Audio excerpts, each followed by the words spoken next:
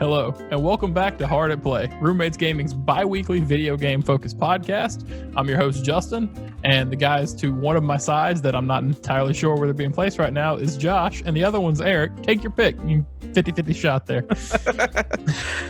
How's it going, guys? Good. What's going on? Nah, not a lot. Just living alone, hanging out. Not alone. I have a family, but You isolate from all of them too. Exactly. We got a social distance family. I'm sorry, children.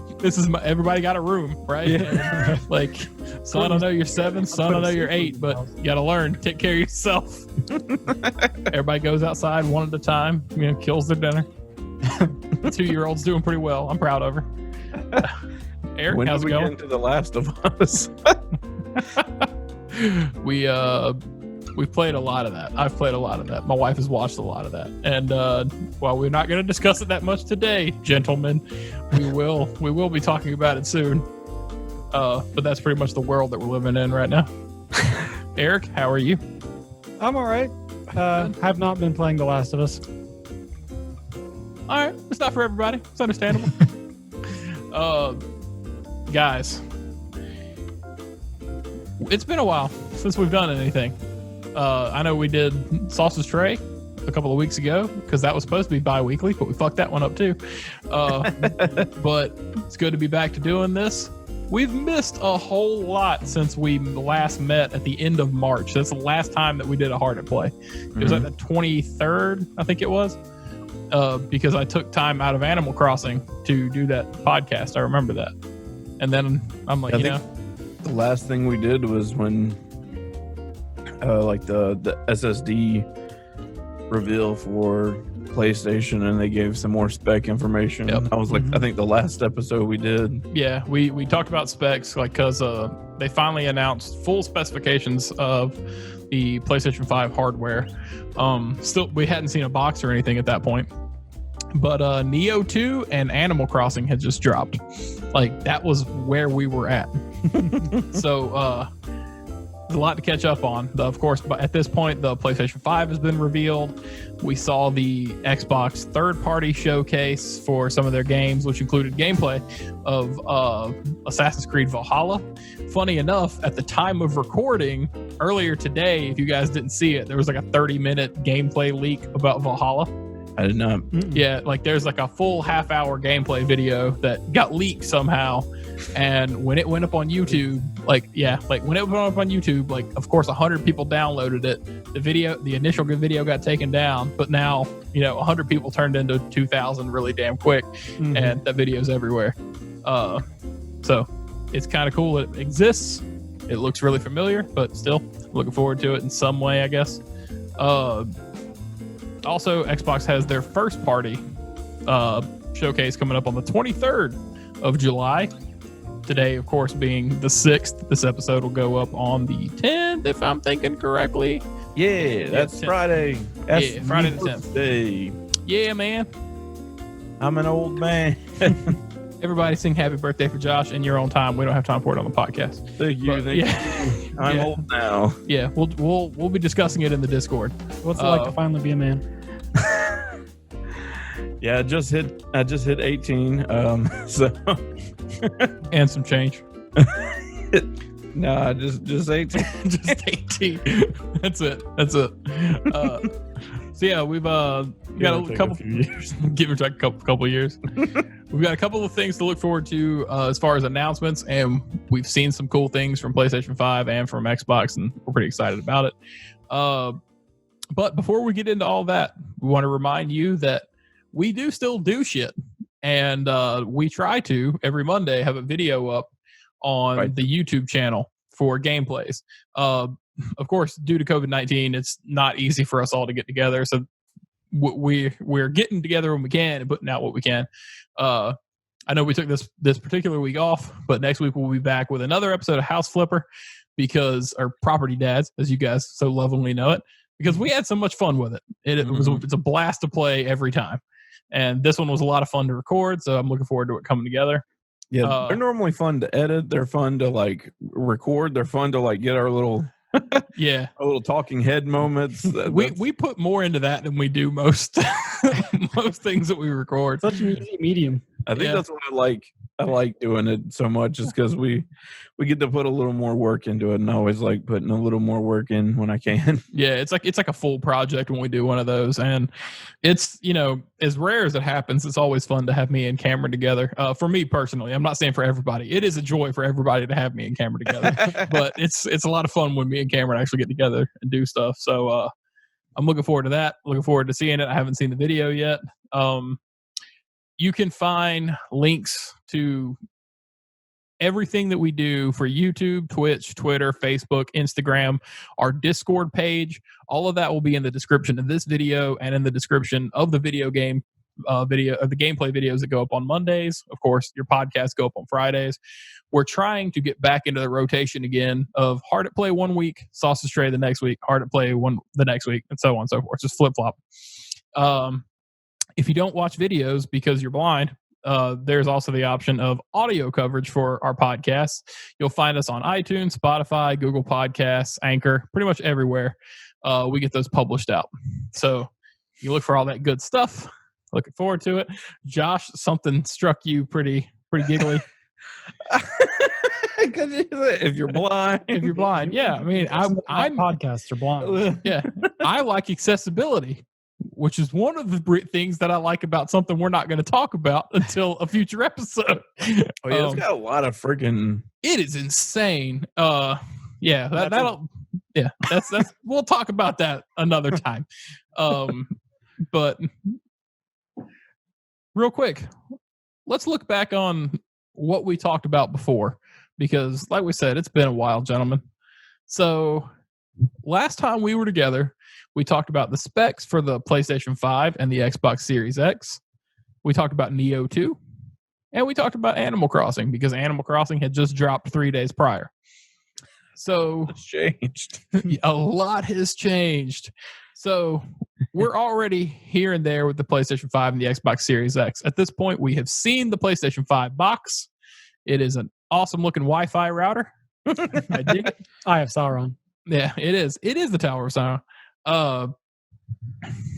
That's all we can say there. We saw some really awesome gameplay from that reveal for the hardware. Looking forward to a price and everything else.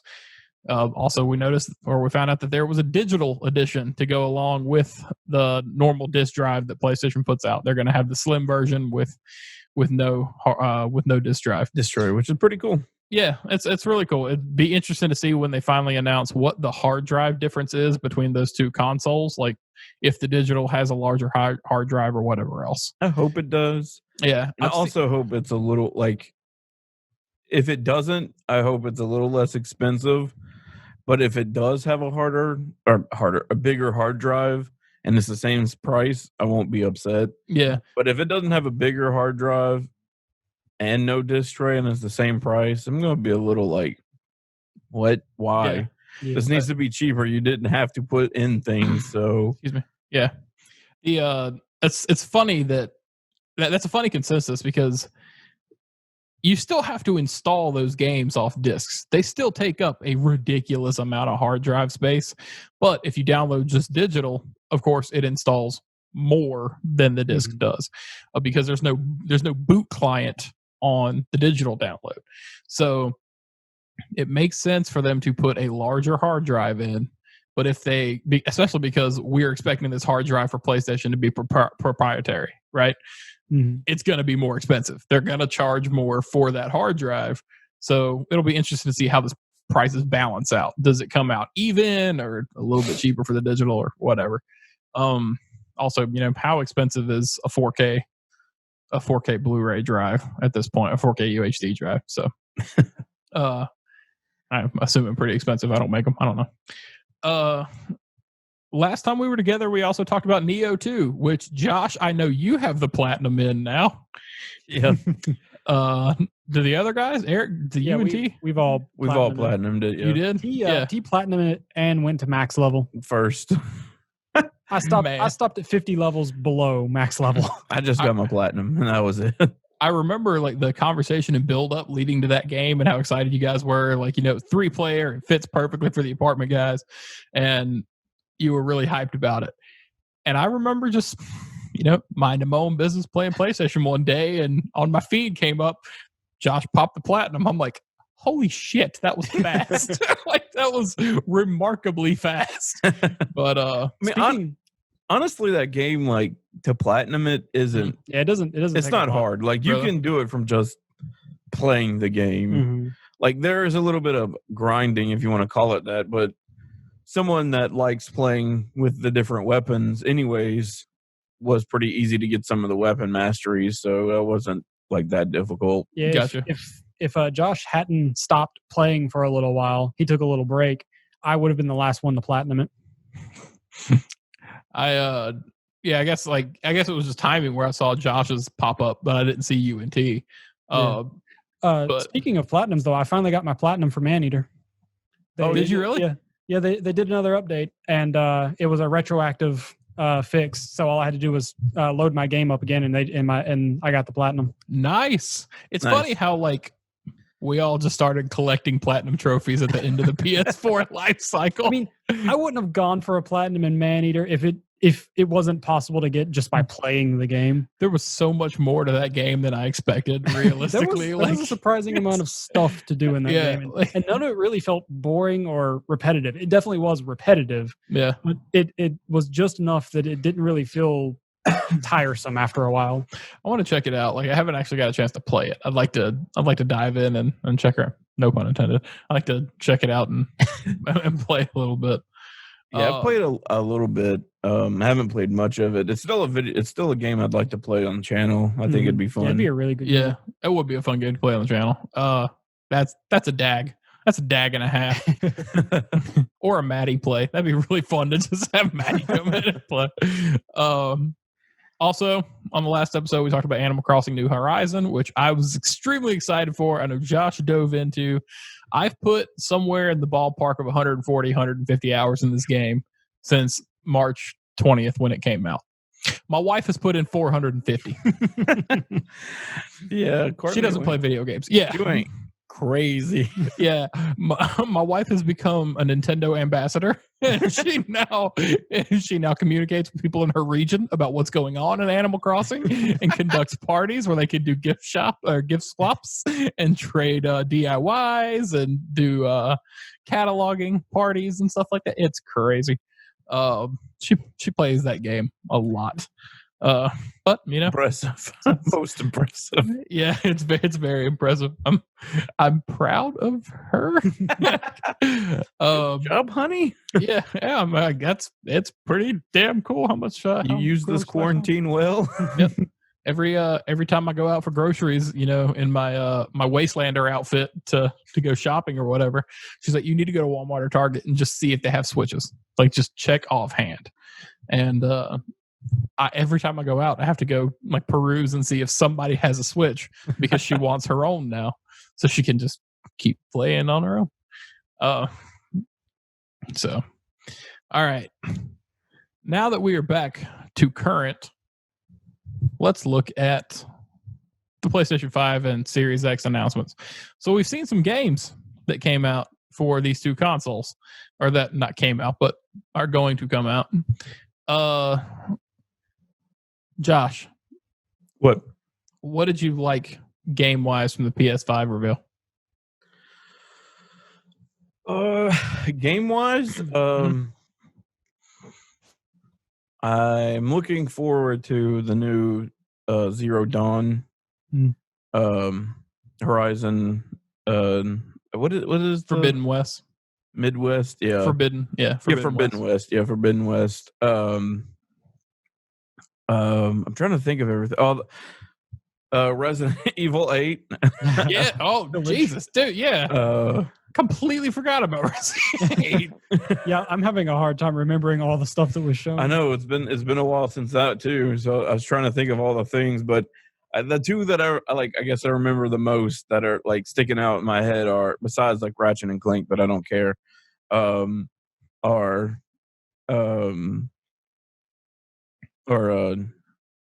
Horizons and Oh my god, I Spider-Man. just said it. Resident Evil. Oh, Resident. I mean, Spider-Man's cool too, but Yeah. I mean, I don't know. Yeah. I'm looking forward to it, but as far as I know, it's just like a side story type game. Like it's like a standalone kind of. It's not an expansion. It's like a standalone deal. That's not a full scale game. Kind of like a Lost Legacy was like for Nathan Uncharted. Drake. That kind of sucks because Miles definitely deserves his own game. Yeah, it's probably a stepping stone to 2. Yeah. Like that's entirely like what I expect. For the second game. I think this game is kind of like you said. It's a stepping stone to 2. I think it's going to be the get to know Miles dynamic. Yeah. Before 2 puts you in control of both, because so they don't have to spend time on because 2 Miles is has a decent role in 1, but obviously if they want Miles to be more center attention in the second one, they'd have to talk about him. But if they spend a whole basically expansion type, I know it's not an expansion, but if they spend a whole 10-hour expansion type game on Miles, right, you get to learn more about him and his powers and how they work and what kind of problems he's got to deal with. So when 2 comes, they don't have to worry about hey, taking up time in the game to this is Miles becoming a Spider-Man, and also here's Spider-Man as well. So you have to deal with those 2, and that way they can have a more appropriate and meaningful story for 2, which I think is smart. If you have the possibility to have that as a stepping stone, especially if it's not a full priced release. If it is something on the scale of Lost Legacy, that wasn't a full price game. First Light. Yeah, or First Light. That's $20 when that came out, and then PlayStation Plus put it out for free. So if the PS5 comes out and that's a PlayStation Plus bonus, hey, early adopters get this for free on PS5. That's one way they could push that game and push console sales. I'm not saying that's a console seller, but that's kind of a nice bonus for that conversion period. Eric, what about you? Any games that stick out to you? I mean, other than the Miles Morales game and Forbidden West, I can't remember much, unfortunately. I wish I had a list of the games that were actually announced there. Lucky for you, I took one down. I don't have it though. One down. Yeah, I don't have it though. Luckily for you, we're on a computer right as we have internet. Yeah. Holy shit! My flashlight's on my phone. I just picked it up to see if I can find my notepad. I'm glad Josh mentioned Ratchet and Clank because I completely forgot about that. But I'm really excited for that game. Ratchet and Clank on PS4 was incredible, but just the thought of what they're pulling off on PlayStation 5, if that game works with no lag and you realistically can jump from one parallel to another parallel to another parallel, that's mass loading a world. Even though the map is pretty similar, there's just minor differences. You're instantly pulling in NPC models and enemy loadouts and everything, all that stuff on just a push of a button for a loadout. If the PlayStation 5 can actually pull that off frame rate wise and loading wise, that's incredibly impressive, and I'm looking forward to seeing it. So Josh pulled up a list here, and he's scrolling through. I'm just trying to grab names as he's going. One of the ones, it's not a new game, but it is a remaster. The Demon Souls remaster, is going to be hopefully is going to be really good. Yes, that'll be fun to try a modern take on that game. Oh yeah, Pragmata looked pretty cool. Yeah, the first brand new IP from Capcom in a long. Oh yeah, that was the game where they were inside space. The moon. Yeah, they were in the moon, and And then Godfall still could be interesting. The way they showed that off was just so. It's so weird. It has not gotten good. Really, I would say. They haven't pushed it in the best. They announced Hitman 3, which more Hitman is always great. Yeah. Yeah. There is Sackboy, A Big Adventure. Dude, Little Big Planet games are always fun. Yeah. Then the only other one I saw, Bug Snacks. Do what? Bug Snacks. Oh.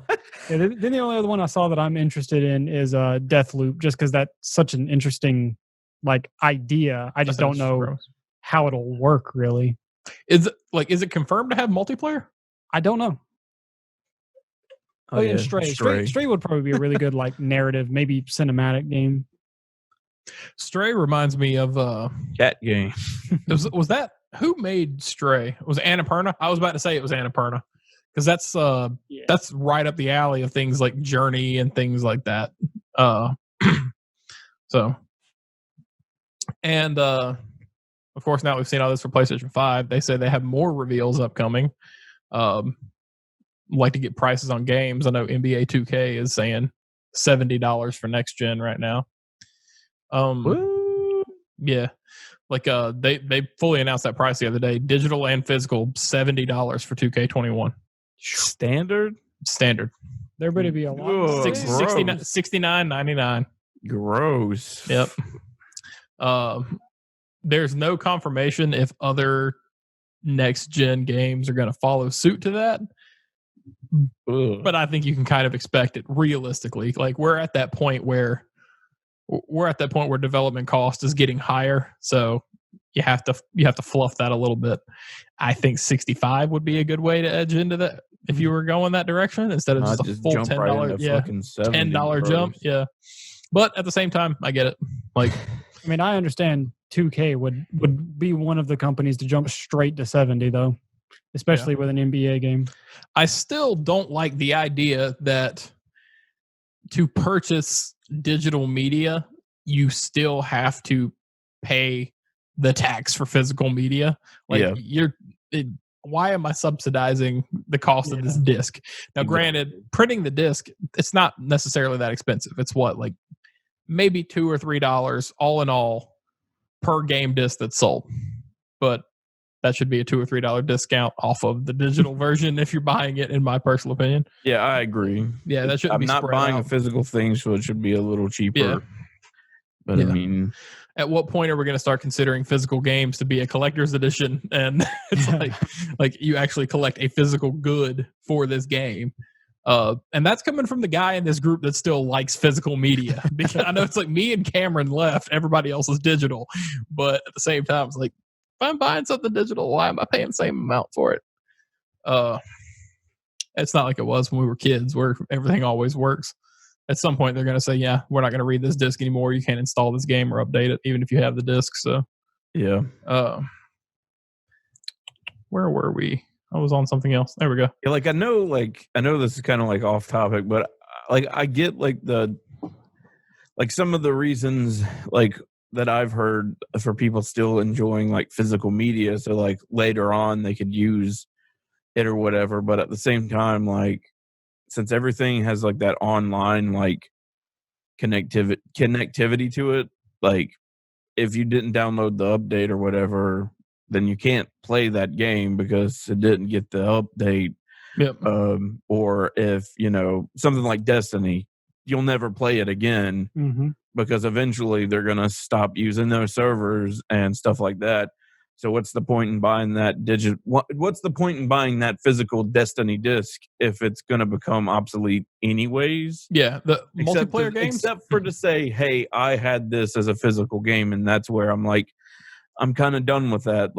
Because I used to buy all of my games physical, but even up until high into the I think it was late 360 eras when I was but I could just buy all these digital.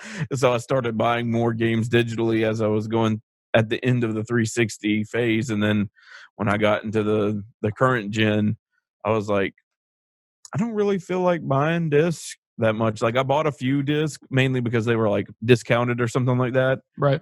Or someone offered it to me and I'm sure, I'll buy this as a physical. But for the most part, yeah, I just went to digital because I'm I'm kind of tired of collecting those boxes. Yeah. a bunch of empty plastic that I don't need, and they take up a lot of space and also waste, plastic. Yeah. When I was planning my house, I'm like, I'm going to have a bookshelf to just put my games on. And now that my wife and I are in our house and we filled it with things, I'm like, I just have a drawer under my television full of PlayStation 4 cases. I'm like, this is too much. Like, it's way I look at the DVD stand upstairs in our loft, and I'm like, there is way too much in here. We never watch these DVDs. They're just here. Like, and I don't even want these. I just want to get rid of them. But like, it's funny because I was talking to my wife about getting the digital PlayStation 5. She's like, no, you need to buy the physical one because we have all those discs and it'll work both ways. There's no reason to get a digital. I'm like, oh, there is. And then she decided for us. So, so like that Courtney doesn't really play games, and you guys deciding. You guys know Courtney. Future of your gaming. Yeah, you guys know Courtney. Which, I mean, I don't disagree. You know what I mean? Because I mean, if you have them, you might as well I guess, still use them. Right. If there's the guarantee that my current physical media for PlayStation 4 works on PlayStation 5, then when I get a PS5, I'll put the 4 in a different room where my kids can play it, and I can put the PS5 in the living room or wherever I decide to put it in the house. And that's where I can still play, God of War, or if I ever decide to go back to it, Death Stranding or whatever else, you know what I mean? Like, I'll have those discs to go back in. Now, it's funny because 2020 has been the year of digital for me. I don't think I've bought anything physical so far. Like, I've been just moving in that digital direction. But then again, we're at the tipping point where, what they say, as of July 1st, all PS4 games published after July 1st have to be playable on PS5 day one, right? Something like that. So you think that needle would have been a little bit earlier than July 1, but I'm at the point where I'm like, all right, anything I buy, I know that I'm going to be able to boot up on a PlayStation 5. So there's no concern for me to have to have physical media laying around just in case I want to access it or anything like that. So I'm still probably gonna get a physical edition PS5 and just spend whatever ugly amount of money it takes me to get a higher capacity physical media drive or digital media drive. But from the presentation for PlayStation 5, I'm looking forward to Spider-Man, and I'm looking forward to Ratchet and Clank. And there was one more that we talked about that I really can't remember at this point. GTA 5, obviously, because fucking forever. That's gonna be the game of the year for PlayStation 5. Exactly, dude. Don't joke, man. The funny thing is, it's gonna be on MPD when we're all like having our 40th birthday. It's like GTA 5 still making money. Oh my god, could you imagine? We're like in our 40s or like close to 50s, and people are still playing GTA 5. Yeah, they're still fucking like playing online and stuff. Yeah, it's not going anywhere. Come on, Rockstar, give us GTA 6. We just want to play GTA. I say 6. As like I just said, we're in our 40s and we sound like that. Oh yeah, it's been a rough 10 years, dude. This year is gonna make us old. 2020, we all went up 4 years. Yep. So far, I mean, it's not even over. It's not even over. Yeah, we've aged 8 years and 7 months. Well, so by the time they decide to make GTA 6, we probably will be like, please, Rockstar. We're showing our great grandchildren this really cool sequel. They finally made a GTA 6. Do you hear that? I had to deal with GTA 5 for fucking 80 years. And then it's going to be single player and nobody's going to play it. So they're still just going to stick with GTA 5. That would be hilariously sad. Yeah. It's going to rebrand GTA 5 as just GTA Online. It's slightly bump the graphics. Exactly. You have any idea how many people I've heard have still not completed the single player story for GTA 5? Yeah, see, there you go. Like 1 in 3 people. That was the statistic I was about to pull out of thin air, and Eric proved it before I could bullshit it. I played just far enough into the campaign for it to let me do online, and that's all I ever played. I've heard that a lot. People are like I played when it was on the 360. Mm-hmm. That's where I first bought it. and online didn't work. Didn't work for most of the time the game came out. Online didn't launch until like I think the year later. Yeah. And then when it launched, it was trash. So I refused to play it. So I just went back to regular GTA because that was more fun. So like, I have actually played the GTA 5 story because when I played it, that was the only choice. Yeah. I beat it on PlayStation 3. And then when the game came out for PS4, I'm like, all right, sure. What the hell? I'm like, played it on PS4 and beat it. I played it on played it on PC and beat it. I think I've beaten it on PS4 like 2 or 3 times because I'll play it, get through it, and decide, all right, I'm done with this. I'm going to delete it off my hard drive because I don't really play online. And I'd get the random itch to go play online, go to start up the game, and I can't play online because it's cleared out my save data. So I don't have anything there. I've got to start that story and go so far in before you can get online. But me, with the way that I am, I get so far in, I'm like, I might as well finish the fucking game at this point. Like, just here's 30 hours knocking out the fucking story. And I'll probably do the same thing for GTA 6 when it comes out. But now that I've got it on PC, I don't even worry about it. I deleted it off my PS4. I'm not concerned now. The Xbox Series X, we haven't seen first-party games from that like we saw with Sony, right? Yeah. But we are getting that on the 23rd of July, and we know Halo is going to be there. It's the big one that, they're kind of pushing. Yeah. But there Flagship's going to flagship. Yep. There are the leaks about Fable and a couple of other things like flying around. What do you guys, if anything, do you hope to see from Xbox? Because we all were pretty heavy on 360 at one point or another. And now we've kind of leaned Sony this generation. Yeah. Like what do you miss that you would like to see, even though we're probably going to play on PC anyway, not on the actual Xbox, but under Microsoft branding, what do you hope to see? See, the weird thing is, I was really big into the 360, but I honestly can't say I've played any of the exclusives for the 360. This painful silence is fucking bad. What are you guys excited for? What are exclusive Microsoft games? That's the thing, man. Like Halo? Other than Halo and Forza, Fusion Frenzy. Fusion Frenzy. Hectic.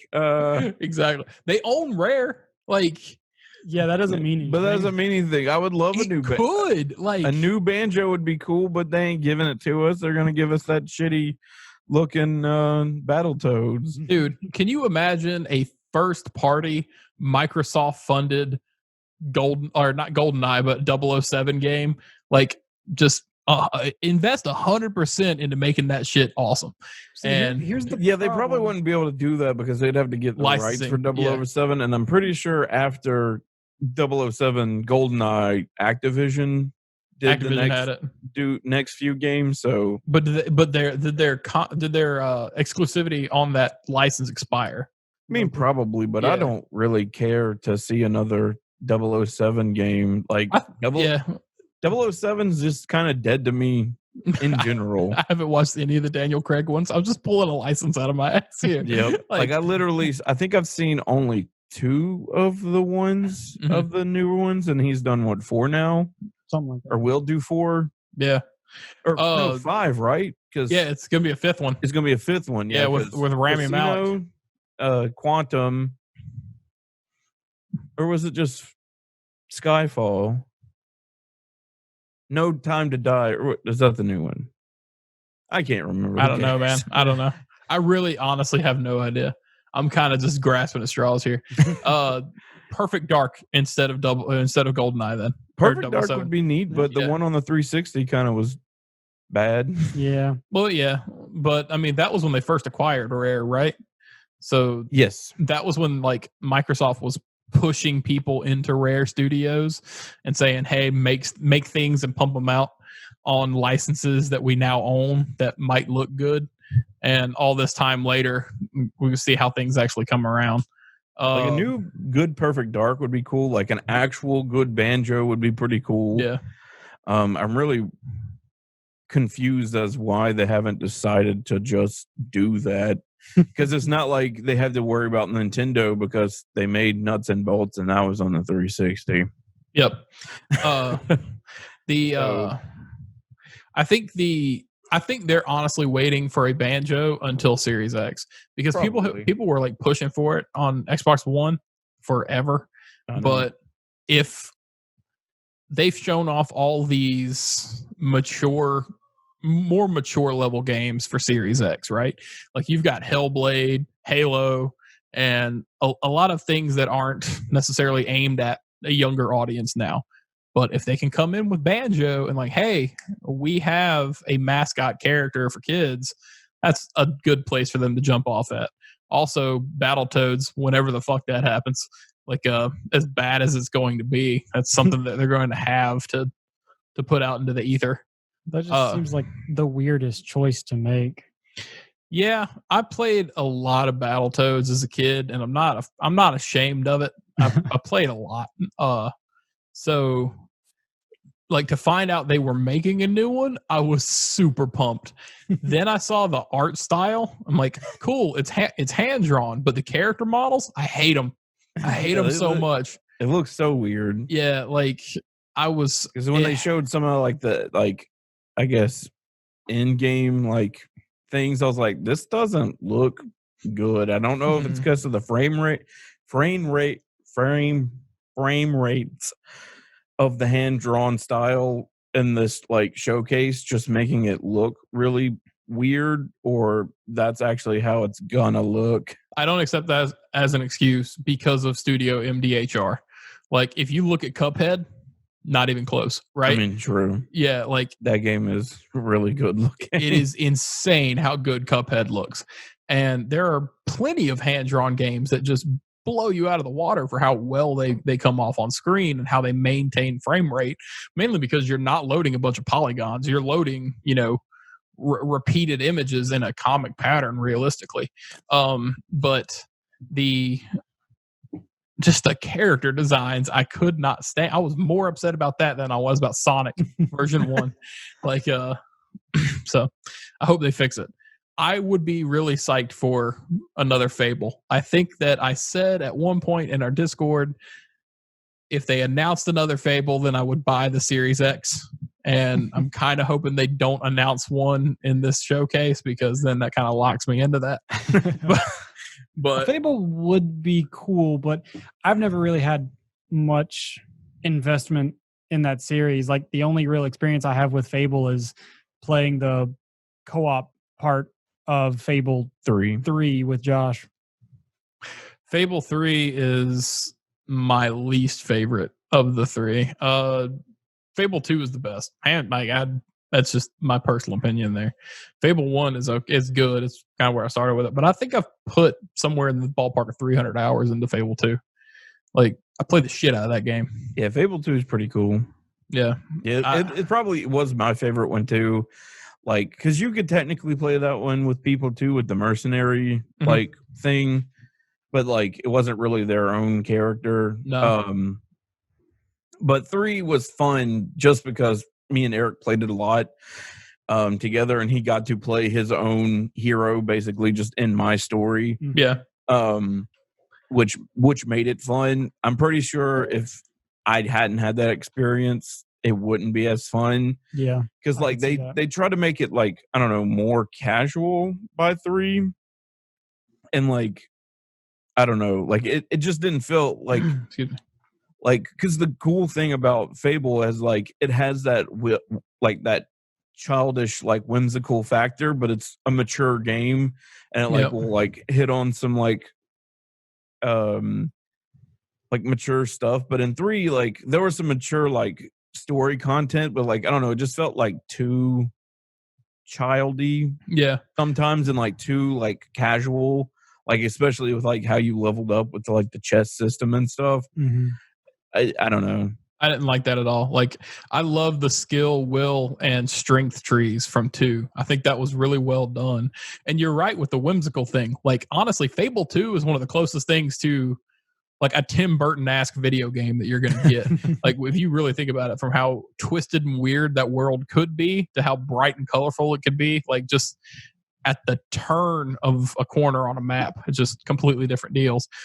And I thought the world was great. I would like to see that kind of project come back with the branching character arcs, especially with what we know RPGs can be now, because they've changed so much in the last 10 years. Like, see what kind of world could be built with a Fable IP. Mm-hmm. But, I just want it to be a good one. And the funny thing is, that's it. Like, I can't really think of anything else as far as a Xbox or Microsoft property that is. It's just Halo and Fable. Like a good Halo. Yeah, Blinks the cat and do that again. Yeah, yeah. I know. Like if I may get some like hate or whatever, because our last PlayStation versus Xbox conversation got heated in the comments. Oh boy. But like honestly, I've played Halo since 1, and like when I played 4, I was like, what the fuck? This is not feel good. I don't like it. I don't want to play this. This isn't fun. Yep. And I've like played 1, 2, 3 Reach, all on Legendary, all the way through. Reach will always be the best for me. And so like when I was playing 4, I was just like the story like at first was kind of interesting, but then I just kind of like, and then like the multiplayer for 4 was kind of fun with the Spartan Ops and just the multiplayer in general. But I remember playing the 5 multiplayer beta and like going, oh, why is this like Call of Duty now?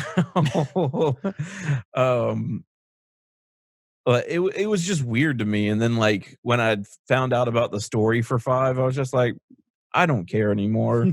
I don't think these games are that good anymore. Like, and that's just my personal opinion, but I mean, but honestly, I'm just not the biggest fan of shooters in general, like that type of shooter. Mm-hmm. Which is, I mean, yes, I like the older ones. I was a more like a bigger fan of, but like I don't know, they started to give off the feel of like a Call of Duty, and I hate Call of Duty. And everybody's wrong for liking it. So, that's the hill I'll die on, and I agree. I'm not that big of a fan. I'll be fine to die on that hill. I'm sure Warzone's cool, but I'm never gonna try it. So because I don't really like battle royales, and I don't like Call of Duty. So and you only have a 4 terabyte hard drive, so oh yeah, that thing's like 1,000 gigs. So yeah, it's ridiculously big. but yeah, like I would like I'm like rooting for Infinite to be good. Like I want it to be good because I have the chance to play it because I got Game Pass on PC. Mm-hmm. So it'd be nice to try to play it, but it hasn't been good since 4. So, yeah, so it hasn't been good since 3 from your multiplayer. Yeah, I mean, true. That hasn't been good since 3. The multiplayer for 4 was pretty cool, but that was it. Yeah, I was in a Zoom meeting the other day for my work, and Zoom meeting. They're bringing Zoom back? Hell yeah. No, that's dead. Microsoft cut their losses on it, something at least. I'll die on that hill. The Zoom was cool, man. Zoom was baller. You'll be one of the only people to die on that hill. He'll die on that hill. Maddie will die on that hill. There's plenty of people that'll die on that hill. Yep, the Zoom was actually really good. It was. It was a lot better than any iPod. It was so much better than the iPod. It had a better like interface with your computer and like its layout for like the music and like videos and stuff. Yep. It's just, but it didn't have a good interface with your computer if you owned an Apple computer. Well, yeah, because it was an Apple computer. It was Microsoft. Honestly, to be fair, a Microsoft product interfaces with the Microsoft product. To be fair, it didn't have the best interface for Microsoft products and Windows OS either. Microsoft doesn't have a good interface. Period. But that's another conversation. That's just not once have they. It's our third podcast. PC hater. I'm gonna see if I can find my Zoom. But yeah, I was in a Zoom with an M meeting for work the other day, and one of the guys had Hang 'em High as his background, from Halo 2. And I'm like, that is baller. And I messaged him. I'm like, I really appreciate that background. That's really cool. He's like, I didn't think anybody was going to get that. Like, I spent so much time on that map and Ascension. I knew it. Like, I know that like the back of my hand. For me, the best memories I have of Halo, just in general through the whole franchise, is Blood Gulch and Combat Evolved on the PC. Blood Gulch was fantastic. Just drifting warthogs, trying my best to hit people. I miss those LAN parties, man, because like when you grew up in when you were a teenager in the 2000s, that's what you did. You took your Xbox and a TV and you went to somebody's house or and you played church or whatever. And you played Halo 2 together. Yep. And then a couple of years later, you brought your PC and you all played WoW in the same room. Like, this is what you did when you were growing up. I don't know about that one. Yeah, I did that. You spent like $1,200-$1,400 building a fucking computer, and then you take it over to a friend's house, link them up in a basement. You all just play WoW together, and you all complain about how slow servers are because you're mooching off one internet connection, like 12 people in the mid 2000s. I played WoW for a total of maybe 3 months before I went, this game's dumb. I tossed it around off and on for, I guess, like 2 or 3 years, but never like consistently. Like, I'd start a new character, be like, all right, I'll get this one up. I'd hit 20 or 30, and I'm like, all right, I'm done. Like, nope. I never actually hit a max character level. Nope. Never any interest in it, really, because after a certain amount of time, I'm like, this is a lot of rinse and repeat, and I'm done with it. And I had a friend who swore up and down the game starts at 60. This is before they kept increasing the level cap. He's like, game doesn't start till you reach 60. He's like, that's when you can actually start doing stuff. I'm like, what do you do? He's like, this, and this. I'm like, oh, the same shit you do from level 1 to 10. Like, it's the same game. Only you're doing raids and stuff. But yeah, I think I played WoW for like a month, and I was like, nah, I'm good. I've got friends that still play it. Like, I don't see how. 14 years later. Yeah. Jesus, I just don't see it. God. Yeah. I mean, to each their own, man. Like, to each their own. I'm a Guild Wars man myself. Yeah. I liked Guild Wars. I liked Aeon for the 6 months that it existed. That was really cool. And then it just went belly up, disappeared. I'm like, this game's about angels and demons. It's a baller. And then it's just City of Heroes was kind of neat too for a little bit. City of Heroes was cool for like the 6 to 8 months that it existed. That was really dope. And then is DC Universe still a thing? Yeah, it's still a thing. It is? It's on console now. Yeah, I know it's on console. I couldn't remember the servers are still the going current console. Yeah, the current consoles. That's insane. So yeah, I mean, there's a lot of stuff going on. Since we've got a little bit of time before we find out what's coming to Xbox or what's coming to PlayStation 5, any additional titles anyway, and before we get any prices on the hardware or any more software, 2K excluded, what have we been playing, guys? Josh, me and you have the same answer, and we're not going to talk about it, but we both... I've played, Last of Us 1. I beat it. And then the urge of... It only took me 8 podcasts to get you to play. I got up on a soapbox about The Last of Us, God of War, and Oxenfree. And maybe by this time next year, I'll have you played Oxenfree. But yeah, I played the first one because JT was, and I was like, I've always wanted to play that game. Like, I have played it, but I stopped playing. And I was like, I should go back and beat it. Like, at this point, I pretty much know, like, most of the, like, I know what happens at the end of one. Yeah.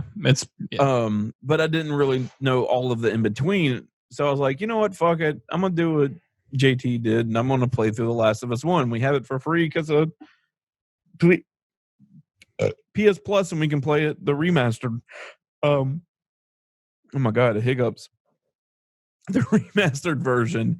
So, I played it, and I was like, I think it was like when I was going through Pittsburgh, I was like, it started to get hazy. So I was like, I mean, I felt like I made it kind of far the first time I played this. But yeah, I'll like just Well, like after Pittsburgh, it's Wyoming, right? Yeah. And then Wyoming to Colorado, then Utah. To Colorado, yeah. So it's like halfway through the game. Yeah. That I made it the first time. I keep forgetting how long like Boston and just outside of Boston actually are. Yeah. Because that's what, like 16 hours overall for the first game? Yeah, the first games you can beat under like 20 hours. I think my final time was like 15, I think. Mm-hmm. But yeah, like it did that. Like it felt short, but didn't feel short, if that makes any sense. Yeah. But yeah, like I had the urge real bad. Like once I beat it, I was like, I really want to play 2 now. Like right? I was trying to find a game to play after I beat 1, and I was like, well, I could try maybe playing some of these other games I need to finish up. Or I could buy The Last of Us 2 and beat it. Right. And that's what I did. And now I'm playing The Last of Us 2. Are you, how many hours are you into the game? Do you know? I'm in Seattle Day 2 with Abby. Okay. Spoiler alert. All right. Well, cool. That's not a spoiler. Everyone should know that you play as Abby. That's like so. They show that in the trailers. Well, at a certain point, but like that flip right there, a lot of people expected. All right, this is where like you're culminating up to a different part of the game, right? And again, we're not gonna get too far into this. Probably gonna cut all this shit out anyway.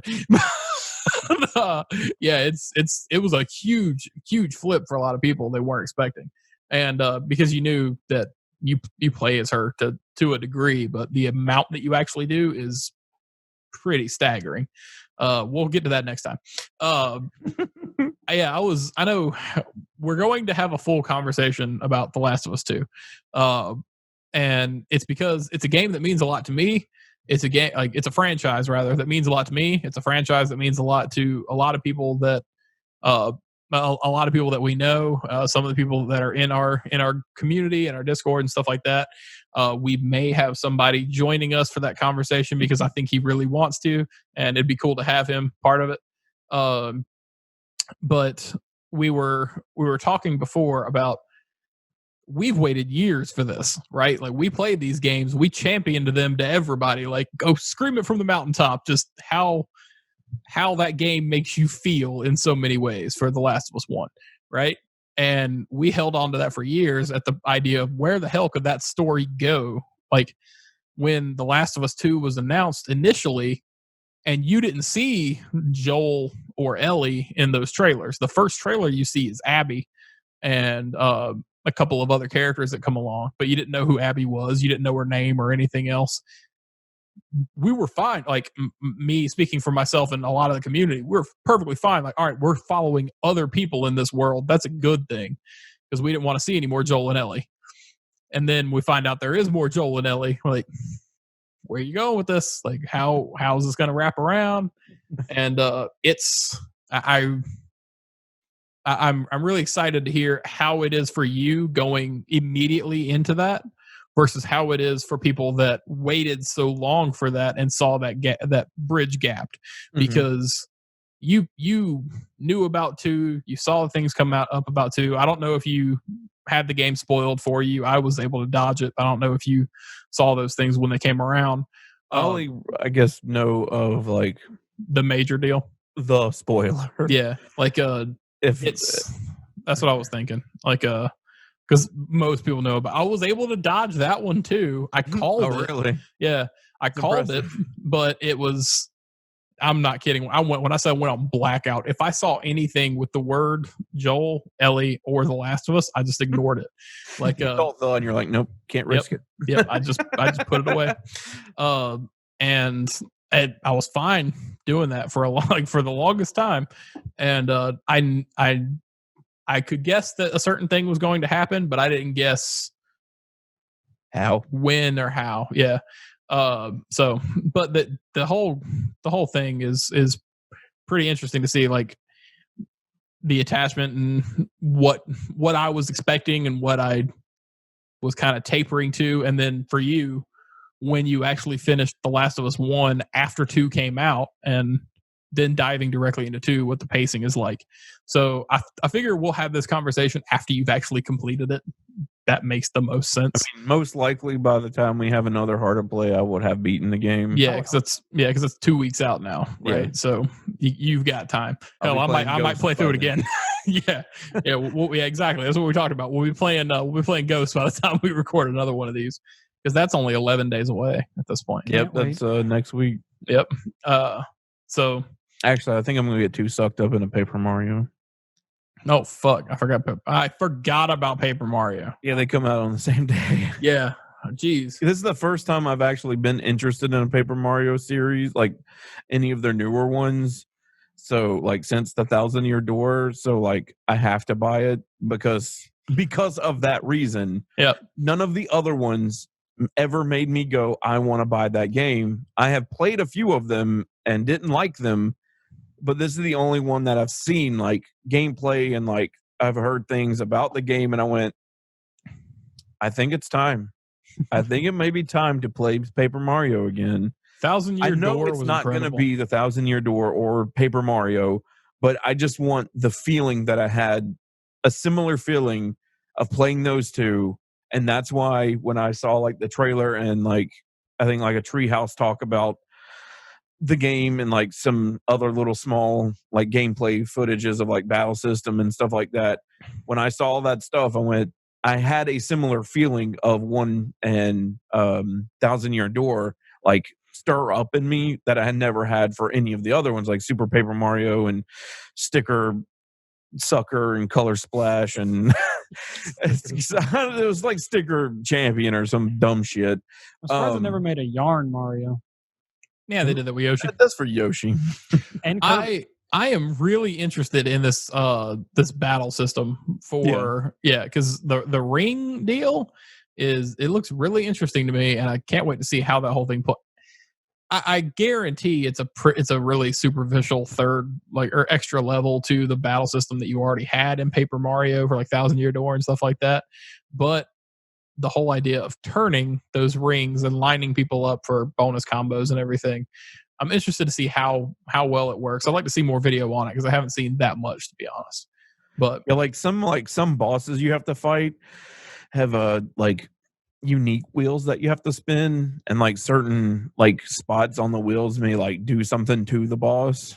This is kind of neat, and like you have to like actually get the circles in a certain way to make your way up to the boss, which is kind of neat.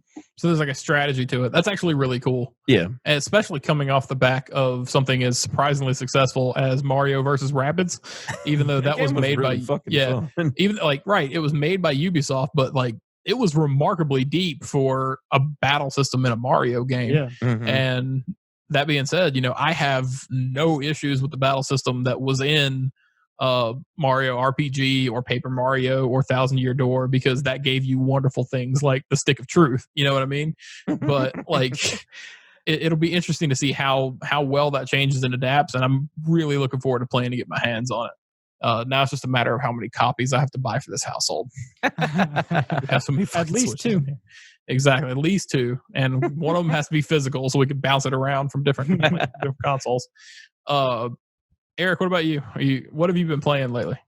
Well, before The Last of Us bug hit the other two, we were playing a little bit of Dying Light together. Yeah. And then once they moved on to better games, I kind of hit a drought for a second. But then I moved on to deciding I'm going to try to finish up some of the games I just kind of left and never got back to. So I actually ended up finishing Astral Chain, which actually really good ending on that. I was really satisfied at the ending of that game. And then I actually did play Neo 2 a little bit, mostly just because I woke up one day and went, you're right, that would be pretty good gear to just have around. I'm gonna go grab that real fast. I know I saw you playing Astral Chain on Switch the other day. I got the pop-up notification that you were playing that. Yeah. And I wanted to ask you about it because I haven't actually played it, but I've only heard good things. Like I've only heard people be impressed by it. It's a pretty fun game, surprisingly. Yeah. The like story and like aesthetic and all that is all really, really good. Voice acting, not so much, but but the one thing I would always warn somebody about for that game, if they ever ask my recommendation for it, I would say would be the controls aren't like any other game, and it's going to take you a while to get used to them, and it's going to fuck you up on every other game after that. And if you take a break from it and then come back to it, you're going to have to relearn every single control all over again. It's not like that was it Jackie Chan game where it's like you and that chick were always hand in hand and you were like one stick controlled him? I don't know. It's sort of like that, kind of like each side of the controller controls, like the right side of the controller essentially controls the player character's actions, and the left side of the controller controls your Legion's actions, more or less. The Legion's mostly autonomous, but you can still give it some simple commands. Direct commands, yeah. But for the most part, the face buttons and the two shoulder buttons on the right control your stuff. Heard. So what are you looking forward to playing if you're coming off of Astral Chain and coming out of your drought? Ghost. Ghost. Yeah. I haven't started anything new after Astral Chain, just because I'm ready for Ghost. That's the game I want to play right now. He's biding his time. Yeah, How are you guys playing it? What'd you say? How are you going to play it? English, Japanese, Kurosawa, or full color? I'll probably start with English just to see how it sounds. But probably after a while, I'll just turn subtitles on and put the Japanese voices on. I actually at first was gonna do Japanese, but I heard the English voice actors and stuff like that, and they're actually using like all Asian people because most of the people are also based on the actors that are playing them. And I was like, well, that's actually really cool. So I might just actually go with English instead, because I was going to do Japanese because, well, it's in Japanese, or the game takes place in Japan, and that's what I did with Neo. Neo 2 came out with an English option. I was like, I'm good. Boy, that English option. Yeah, and it's bad. It's all like they are British as fuck. I've got a lot of good things to say about Neo 2, but the English voice acting is not one of them. It's bad. But at first I was gonna go just Japanese on Ghost. But then I heard more of the English voice cast and stuff through other trailers and whatnot, and I was like, oh, actually, that sounds really good. Like, I think I might go with that instead. Like, so I don't know if I'll do the like black and white. I don't know if I'll do that either. I like all the that game is super pretty. Like, in full color, the way it's rendered, it is super pretty. Yeah, and I don't want to take that away. Yeah, right. That's been my biggest fear. Like, if I did want to play that game a second time, it probably would be in Japanese and black and white, just to have that aesthetic to it. Yeah. But the first time, I think it's definitely going to be its native color and in English, because, like I said, the actors that they're getting to play some of these roles, I like them, so I kind of want to hear their voice come out of their face. Yeah, that's kind of what I'm thinking, honestly. Like, Sucker Punch is not shy about having a post game. Once you beat Infamous, you get to play for a certain amount of time after, like, you get to play indefinitely after and go for all your collectibles and stuff. But this is really one of the first times that you have in a Sucker Punch game, you have those extra side quests that this game is promising, because you have the main quest, but then you have those other side things that you can go do. And what I'm thinking is play through a majority of the game in probably English and color. And then once I'm done, any cleanup or side quests or my platinum goal will just be in full Kurosawa black and white with Japanese, so I can have these like one-on-one standoffs just in a picturesque mode. But it's funny because I've been really looking forward to this game for a long time, and we were all like, we need to know more about it because they haven't told us a lot. And then that last gameplay thing dropped, like the full dive, and I'm like, well, there we go, we're done. Like, the first swing of the sword, I was sold. I'm like, I'm in on this. I'm probably not going to be good at it. I'm not going to be great. I'm going to die a lot, but I don't care. Like, I'm looking forward to it. And the other day, for some reason, I had a weird lull period. Like, I don't know if I'll pick it up. And then this morning. I'm like, Ghost is only 11 days away. I'm pretty pumped about that.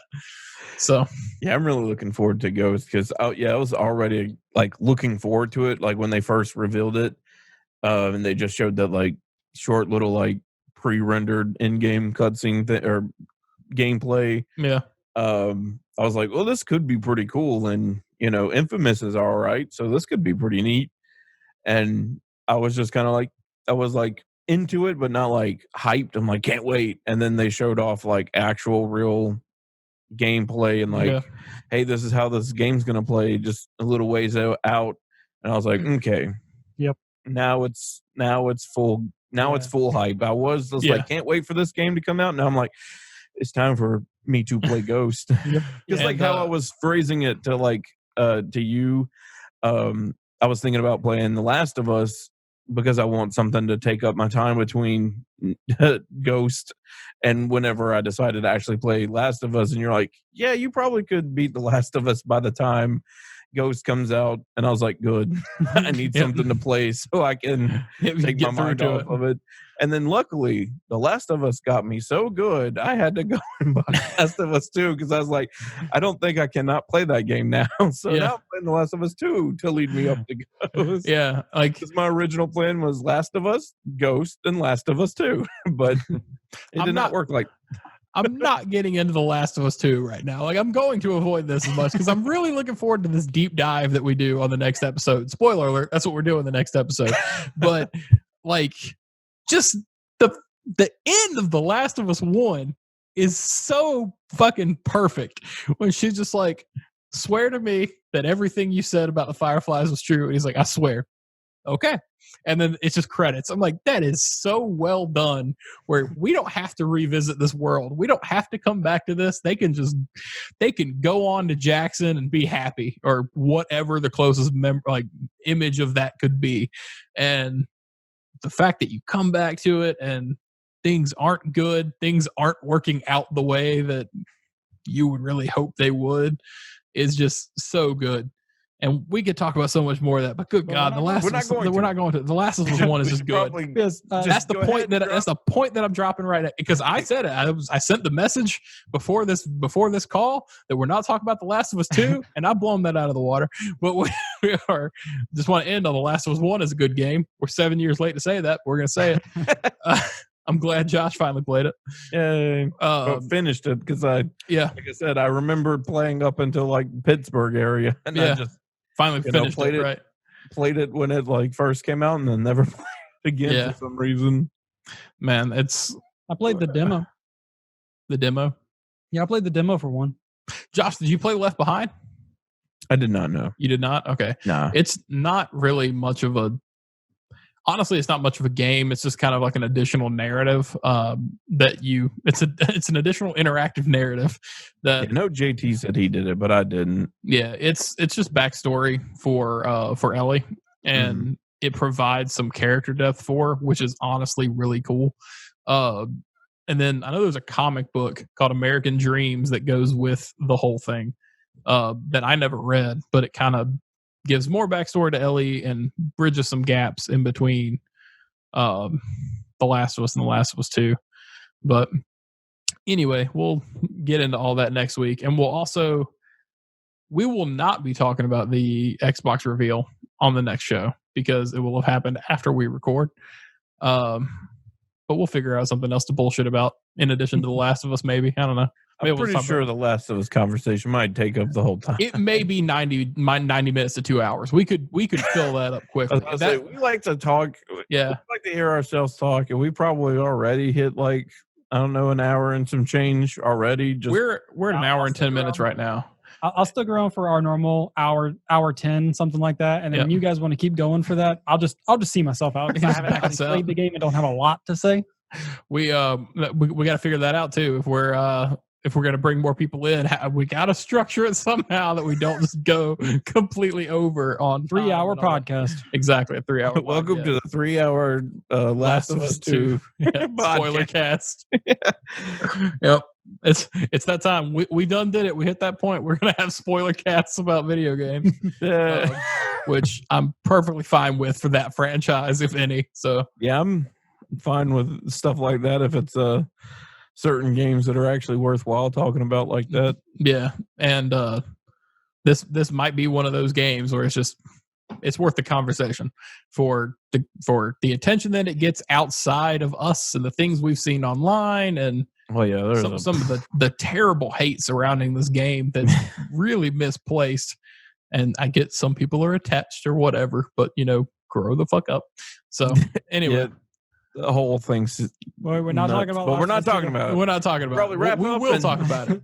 This is the cliffhanger to get you guys hooked and ready to come back for next week. We'll be talking about Last of Us Come 2 on, next guys. time. Come reel Last it of Us in. 2. Yep. We're gonna bring it back. We're gonna talk a lot about The Last of Us 2 and those things that happened that you couldn't believe. Click here for more details. Yep, we're gonna clickbait the shit out of the next video. All right, guys, it's been a lot of fun to get together and talk to you guys about video games. I've missed it a lot. Yeah, it's been great. Yes, it has. So, with that being said, please check out our gameplay videos when they go up on Mondays, and tune in every Friday for our podcast when we put them up. Again, you get the audio version on any audio podcast service that you like, or check out the video when it goes up on YouTube. Check us out on Twitch whenever we end up doing something on there again, because we got to figure that out. Yeah, we really need to. It's been since January. Yes, it has Been a been while. Kind of requires us to get together. Yeah, streaming is obviously hard at this point. Yeah. But we might be able to figure something out where we could do it like a Jackbox or something from home. We can see. Like, no promises there. This is just spitballing. We'll see what we can do and work some magic. Yeah, we've talked about it. We want to try.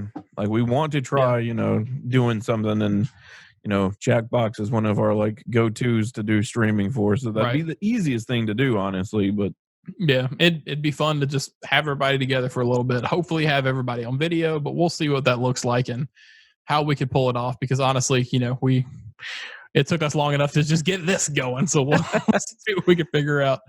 I'll leave you guys with the fact that we've enjoyed it. We're happy to be back. We're happy to have you guys back. Thank you for supporting us and sticking around and waiting 4 months for us to get back together. Again, my name was Justin. It was Eric and Josh, whatever side of me they happen to be on. Thank you for joining Hard at Play. Have a good week. bye. Step into frame and look into camera and say, don't forget to like, comment, share, and subscribe. Also check out these videos.